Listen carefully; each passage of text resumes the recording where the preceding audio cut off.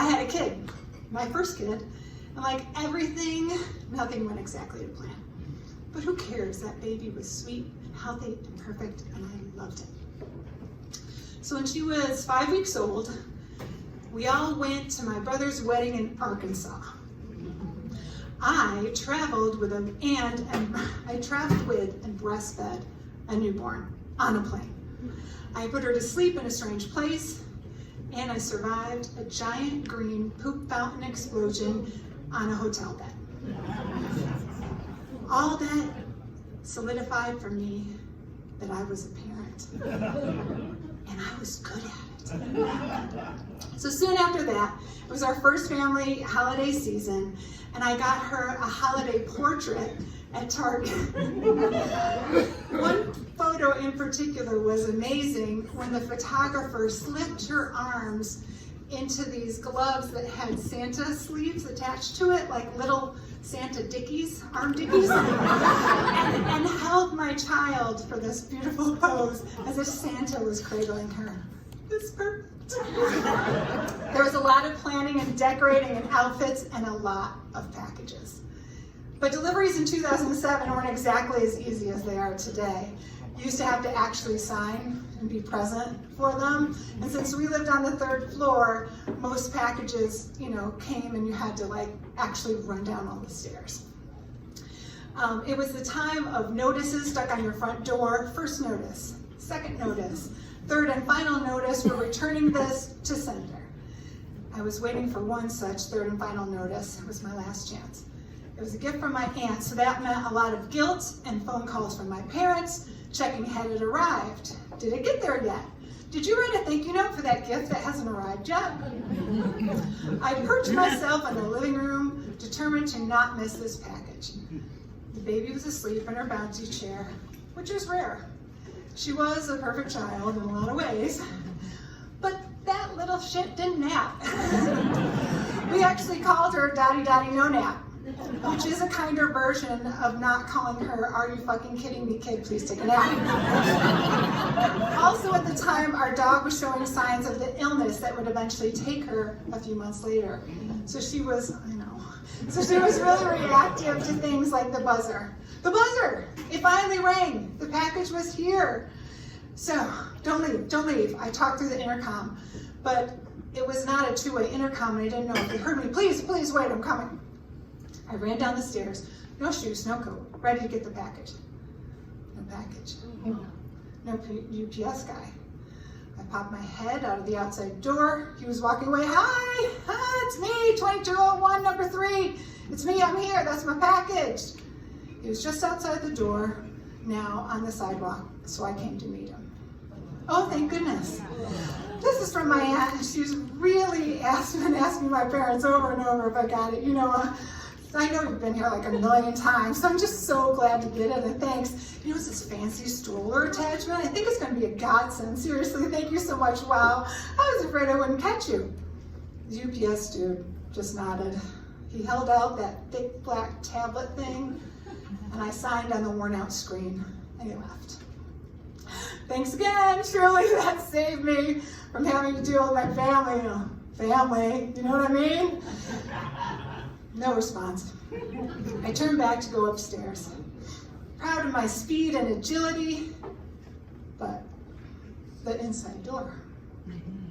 I let it shut behind me, it locked. I didn't bring the keys. No, I buzzed my neighbors. No one's home. I ran outside, buzzed the neighbors on the east side. No one, no phone. No way to call Tim. No one was home. I was standing on the sidewalk, dumbstruck. No one, what would I do? Climb the tall spiked fence, break the door, break the windows, what would I do? I was frozen. My child had basically been attached to me since I found out about her 10 months in my body and 2 months just barely outside of it. And now I was unattached. And it was possibly the worst and sickest feeling of my life. The look on the mother's face in the movie The Untouchables, her hand outstretched with the baby in the stroller falling down the Union Station steps, that's what that feels like. You okay? It was the UPS guy. You okay? Your baby okay? You locked out? No one home? I nodded, and then I started to cry. Okay, how are we going to get in? Maybe back door? We went to the back gates, and he somehow jumped over the fence. This was probably a 5 or 6 foot high fence. He let me in the gate, and we ran up the 3 flights to my back door. The dog was barking like crazy, and he was going to try to kick in the door, but it was dead bolted. So we ran back downstairs, 3 flights, and got a rock. Will this be okay? Are you okay with me breaking your window? I nodded.